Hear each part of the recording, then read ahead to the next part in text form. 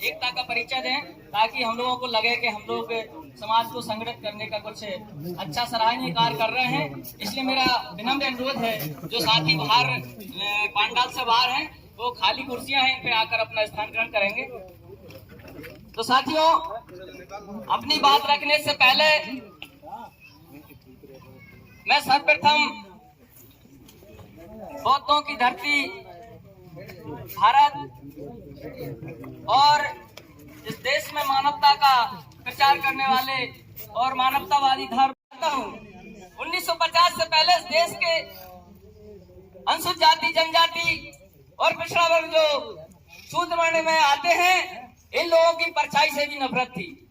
आप लोगों को अच्छे कपड़े पहनने का अधिकार नहीं था, आप लोगों को शिक्षा का अधिकार नहीं था, आप लोग इस प्रकार टेंट लगाने का अधिकार नहीं था। और साथियों, आप कितने भी पैसे वाले हो, टेंट लगाकर अच्छा भोजन खिलाने का अधिकार नहीं था। तो साथियों, इसको करने के लिए, इस देश में मानवता का बहाल करने के लिए धन्य है ऐसे महापुरुष, जिनको हम जितना नाम लें, जितना सम्मान दें, उतना कम है। बाबा साहेब अम्बेडकर ने साथियों अपनी संतानों को खो दिया। बाबा साहेब अम्बेडकर ने, असली भगवान हमारे बाबा साहेब अम्बेडकर हैं और रविदास जी हैं। उस समय साथियों में बताना चाहता हूँ, इस प्रकार मंच लगाकर हम लोग अपने समाज को शिक्षा नहीं दे सकते थे, जागृत नहीं कर सकते थे। इसलिए संत रविदास जी ने, संत कबीरदास जी ने साथियों इस देश में संतों के रूप में समाज को जागृत करने का कार्य किया, समाज को शिक्षा देने का कार्य किया। संत रविदास जी ने साथियों 1700-1800 वर्ष में उस समय एक कल्पना की थी, ऐसा चाहूं राज में जहाँ मिले सबों को अन्न और ऊंच नीच सब संग से रविदास रहे प्रसन्न। लेकिन साथियों, आजादी के 72-73 साल जो भारतीय संविधान कहता है, इसके बाद भी आज हमको वो सम्मान नहीं मिला। मानिएगा, हमारे संतों की बात को नहीं माना गया। कबीरदास जी कहते थे उनके दोहे के माध्यम से, हत्तर पूजे हरि मिले तो मैं पूजू पहाड़, इससे तो घट्टी भली फीस खाए संसार। साथियों, जब तक हम लोग हमारे बच्चों को, हम लोग खुद इस देश के इतिहास को, सच्चे इतिहास को नहीं जानेंगे, तब तक हम इस देश में समता, स्वतंत्रता और हमारे देश के संविधान को और हमारे हक अधिकारों को नहीं बचा सकते। जब तक आप लोग अंधविश्वास के पीछे भागते रहोगे, जब तक हम लोग अंधविश्वास के पीछे भागते रहेंगे, इस देश में हमारा भला नहीं हो सकता। क्योंकि हमारा जो लक्ष्य है, जैसे कहते थे अर्जुन का एक लक्ष्य है, उसे केवल एक आंख देखना है, ऐसा हमारा भी एक लक्ष्य होना चाहिए। तो उस लक्ष्य को यदि आपको प्राप्त करना है तो एक धारा में चलना होगा, संगठित होकर चलना होगा और शिक्षा ग्रहण करना होगा। क्योंकि कहावत है, जो शिक्षा वह शेरनी का दूध है, जो पिएगा वही दहाड़ेगा। इसलिए साथियों, शिक्षा पे हमें लोग ज्यादा जोर देना है। क्यों कि इस देश की मनुवादी जो ताकतें हैं, मनुवादी व्यवस्था विचारधारा के जो लोग हैं, वो लोग चाहते हैं इस देश की शिक्षा को समाप्त किया जाए। महाभारत में बताना चाहूंगा साथियों, महाभारत में धृतराष्ट्र इस देश का राजा अंधा बना। बताइए, अंधा राजा इस देश का कैसे राज चला पाएगा? महाभारत में एक और उदाहरण देना चाहूंगा। द्रोणाचार्य ने, एकलव्य आदिवासी शूद्र था, उसको शिक्षा देने से इनकार कर दिया। और साथियों, जब उसने अपने अभ्यास से तीर कमान चलाना सीखा तो गुरु दक्षिणा के नाम से अंगूठा ले लिया। साथियों, ये हमारा शिक्षा का अधिकार था। उस ताकतवर इंसान का अंगूठा लेकर उसको कमजोर कर दिया गुरु दक्षिणा में लेकर। साथियों, इस प्रकार हमारे साथ छल कपट हुआ है, हमारे साथ छल कपट हुआ है। इसलिए साथियों, मैं ज्यादा पुराने इतिहास की तरफ न जाकर मैं आप लोगों को कहना चाहूंगा, कुछ चीजें ऐसी भी हैं जो भारतीय संविधान के खिलाफ है। जैसे हमारे समाज में आज भी कई लोग हरिजन शब्द का उपयोग करते हैं, ये गलत है साथियों। इस पर भी आप लोगों को जोर देना है। भारतीय संविधान में है, यदि आप लोगों के ऊपर कोई हरिजन शब्द से पुकारता है तो उसके ऊपर भी धारा SC/ST एक्ट के तहत उस पर कार्रवाई होगी, उसको जेल जाना होगा। साथियों, महात्मा गांधी जी ने इस देश के बोलते हैं कि आजादी कराने में उनका योगदान रहा, लेकिन मेरे हिसाब से नहीं रहा। क्यों? जब 1931-32 संघर्ष करो,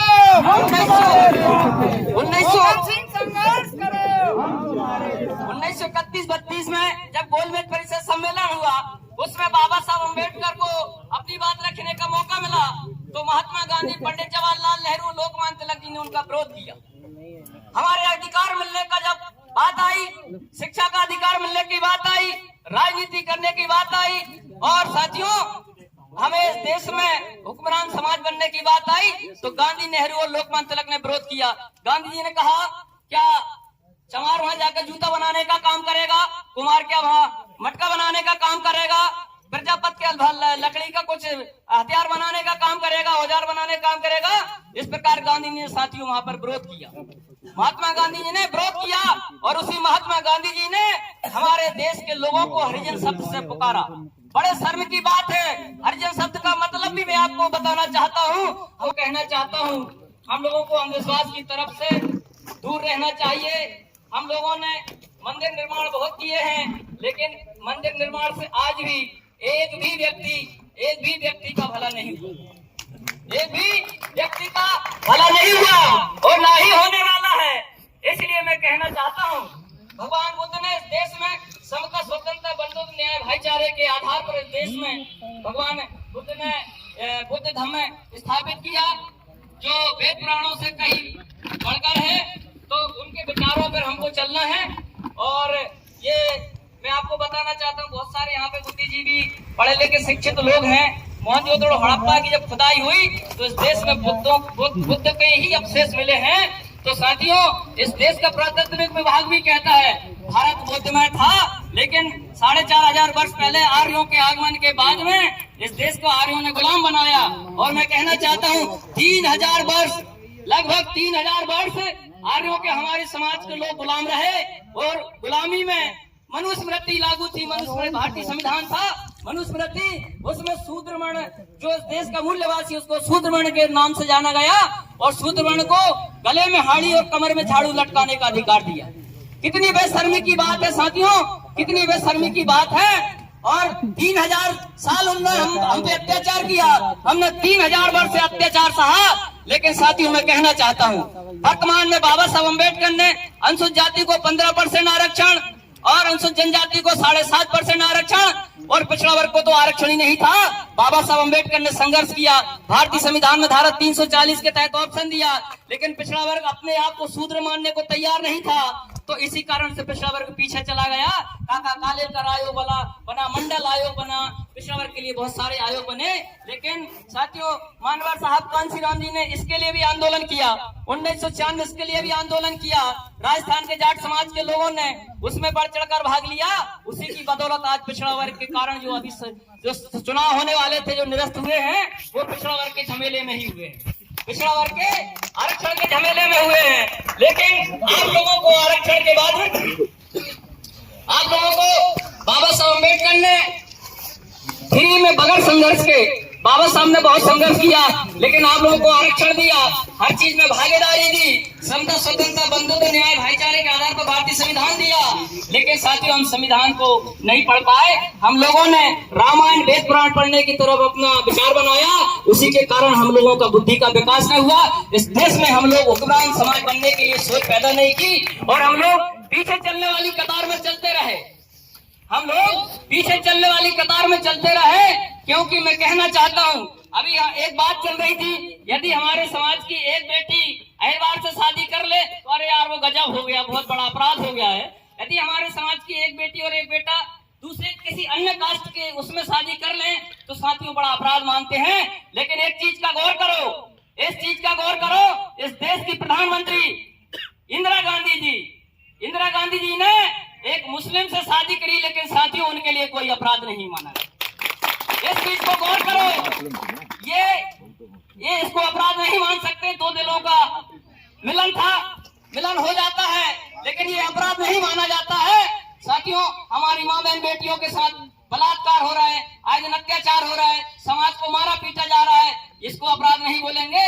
लेकिन यदि हमारी समाज की बेटी किसी अन्य से शादी हो गई तो साथियों उसको अपराध कहा जाता है।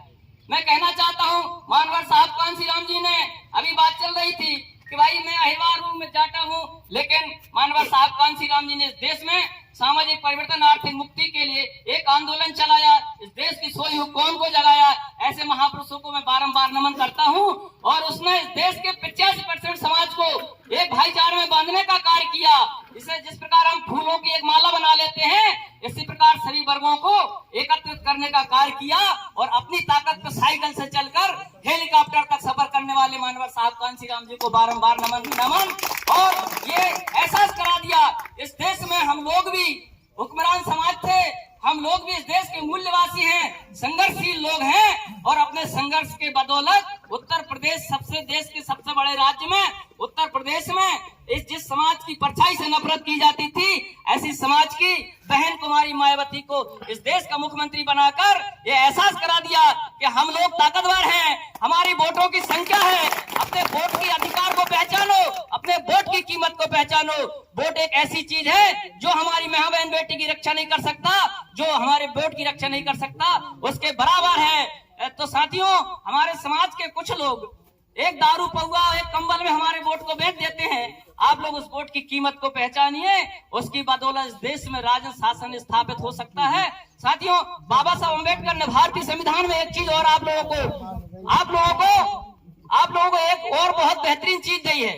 बाबा साहब अम्बेडकर ने कहा यदि आप लोगों को कोई जातिगत अपमान करता है, जाति आधार पर अपमानित करता है, उसके लिए आपको एक सुरक्षा कवच दिया जिसको हम लोग SC/ST एक्ट बोलते हैं, लेकिन हमारे कुछ लोग उसको हरिजन एक्ट बोलते हैं। लेकिन हरिजन के बारे में मैंने आप लोगों को बताया, हम लोगों को अपने आप में हराम की औलाद नहीं कहना है। हमें बाबा साहब अम्बेडकर ने अनुसूचित जाति और जनजाति के नाम से हिंदी में पुकारा है। जनरल डायर को भारत के अंदर जलियांवाला बाग में हुए 10,000 लोगों के हत्यारों का बदला लिया तो ऊधम सिंह चमार था। ऐसे महापुरुषों के लिए हम लोग एक बार जोरदार तालियां बजाएंगे और ऐसे इतिहास को, सच्चे इतिहास को पढ़ेंगे, क्योंकि मैं कहना चाहता हूँ और खूब लड़ी मर्दानी में तो झांसी वाली रानी थी और सिंगा बुंदेलो हर बोलो के मुंह हमने सुनी कहानी थी। तो मैं बताना चाहता हूँ, झांसी की रानी लक्ष्मीबाई अंग्रेजों से शहीद नहीं हुई, वो लड़ाई लड़ते लड़ते जब हार गई तो उसकी दासी थी जो हमारे समाज में पैदा हुई, झलकारी बाई कोरी समाज से थी, अनुसूचित जाति से थी। तो झलकारी बाई ने रानी लक्ष्मीबाई के कपड़े पहनकर झलकारी बाई अंग्रेजों से शहीद हुई, लेकिन हमको इतिहास बताया जाता खूब लड़ी मर्दानी वे तो झांसी वाली रानी। तो हमारे सच्चे इतिहास को जानना पड़ेगा, सच्चे महापुरुषों की विचारधाराओं को जानना पड़ेगा और भारतीय संविधान को बचाने के लिए हमको एकजुट होना पड़ेगा, संगठित होना पड़ेगा। क्योंकि बाबा साहब कुछ दिनों पहले जब बाबा साहब थे तो उनने एक बात और कही थी, हे मेरे समाज के पढ़े लिखे बुद्धिजीवी लोगों, समाज के पढ़े लिखे बुद्धिजीवी और कर्मचारी वर्ग के लोगों ने बाबा साहब को धोखा दिया। तो बाबा साहब ने एक हताशा के तहत ये चीज रखी थी, लेकिन कोई बात नहीं, बाबा साहब संघर्ष को आगे बढ़ाते रहे। बाबा साहब ने धन कमाने की चेष्टा कभी नहीं की। आप लोगों को इस देश में सम्मान देने के लिए अपनी पूरी जीवन लड़ाई लड़ी। मानवर साहब कांशीराम जी ने पूरी जीवन लड़ाई लड़ी, बहन कुमारी मायावती जी पूरी जीवन लड़ाई लड़ रही हैं। क्यों? क्योंकि बाबा साहब अम्बेडकर के मार्गदर्शन पर चल रहे हैं। साथियों, समय का थोड़ा अभाव है, इसलिए मैं और भी हमारे वक्ता साथी हैं, मैं बात को 2-3-4 घंटे भी रख सकता हूं, क्योंकि उन महापुरुषों को पढ़ा है साथियों। और इसी बीच में मैं अपना परिचय भी देना चाहता हूं। साथियों, मेरा नाम मोहकम सिंह जाटव है, मैं बैरसिया के ग्राम जमूसर कला के छोटे से गांव झागर में रहता हूं। और महापुरुषों की विचारधारा को जब हमने सुना, तो जब हम शिक्षा अध्ययन कर रहे थे, तो जब हमें 11वीं क्लास में था, उस समय महापुरुषों के दर्शन हुए। सांची से एक आरपी निगम साहब थे, उनने हमको अंबेडकर भवन में एक कैडर दिया। हम उनसे प्रभावित होकर हमने भी संकल्प लिया इसी विचारधारा को आगे बढ़ाने के लिए। जिनने सुना उनका भी स्वागत, जिनने नहीं सुना उनका भी स्वागत करते हुए हम लोग आगे बढ़ते रहे। और इसके बाद साथियों, मैंने 12th करी, फिर BA किया और 2003 में सोशलॉजी से समाजशास्त्र से मैंने साथियों MA किया। लेकिन मैं भी इसे अपनी सुख सुविधा के लिए, अपने परिवार के लिए मैं भी साथियों शासकीय जॉब में अपनी स्थापना कर सकता था, मैं भी सरकारी एक नौकर बनकर इस देश की सेवा कर सकता था, मैं भी पैसे वाला बन सकता था। लेकिन उस क्रीड़ा ने, जो महापुरुषों की विचारधारा की क्रीड़ा थी, उसने हमको झकझोर दिया। तो साथियों, मैंने अपनी नौकरी पे भी लात मारी और समाज को जगाने का कार्य करता रहा और आज भी कर रहा हूँ। इस बीच में मैं साथियों, कुछ लोगों ने कहा आप लोग को चुनाव लड़ना चाहिए, तो साथियों मैंने कहा मेरे पास पैसे नहीं है, तो बगैर पैसे के चुनाव लड़ो। तो मैंने चुनाव लड़ा, तो जनपद सदस्य साथियों में 5,000 रुपए मेरे खर्च हुए थे मात्र पंपलेटों में। 5,000 रुपए में मैं चुनाव जीत के आया। इसके बाद जिला पंचायत का चुनाव लड़ा, उसमें साथियों मनुवादी विचार के लोगों को, हमारे बैरसिया क्षेत्र के लोगों को मालूम है, मेरा मालूम है, मैं राष्ट्रीय मंचों पे भी भाषण देता हूँ, मैं मनुवादी विचारधारा के खिलाफ देता हूँ, मैं भाजपा के जो नेता हमारे समाज के ऊपर अन्य अत्याचार करते हैं उनके खिलाफ भी भाषण देता हूँ। तो जब मैं जिला पंचायत का चुनाव जीत रहा था तो साथियों वहां पर हमारे क्षेत्र के विधायक विष्णु खत्री, क्षेत्र के सांसद जी और पूर्व विधायक भक्तपाल जी ने पूरी ताकत लगाकर साथियों मात्र 64 वोट से मैं पराजय हुआ, लेकिन उनको एहसास करा दिया कि हम लोग भी एकत्रित होने लगे हैं, हम लोग भी संगठित होकर हमारे समाज के लोगों को आगे बढ़ाने का कार्य कर रहे हैं। तो साथियों ये उपलब्धि नहीं है, हमारा समाज को इस देश में संविधान को बचाने का एक मुख्य लक्ष्य है।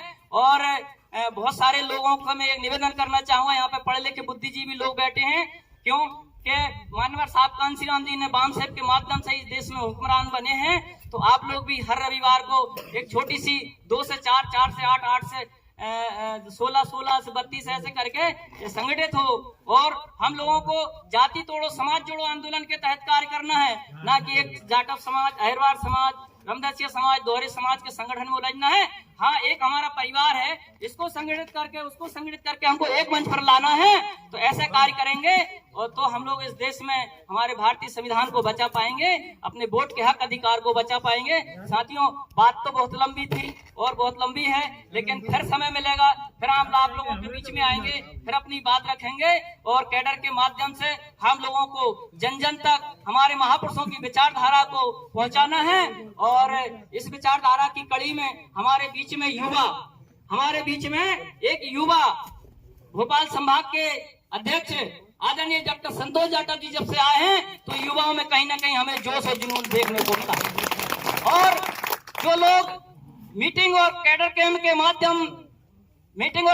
में आने से कतराते थे, वो लोगों के दिलों के जमीर भी जागने लगे हैं। और आज मुझे बड़ी खुशी हो रही है क्योंकि कर्मचारी वर्ग इन महापुरुषों की विचारधारा से शायद ऊब रहा था, अब वो कर्मचारी वर्ग के लोग भी हमारे बीच में आने लगे हैं। उनके मार्गदर्शन में ही हमारे युवाओं को आगे बढ़ाना है, उनके मार्गदर्शन में ही हम लोगों को शिक्षित करना है, लोगों को उनके मार्गदर्शन में ही हम लोगों को आंदोलन करना है, उनके मार्गदर्शन में ही हमें इस देश में सामाजिक परिवर्तन, आर्थिक मुक्ति के आंदोलन को आगे बढ़ाना है।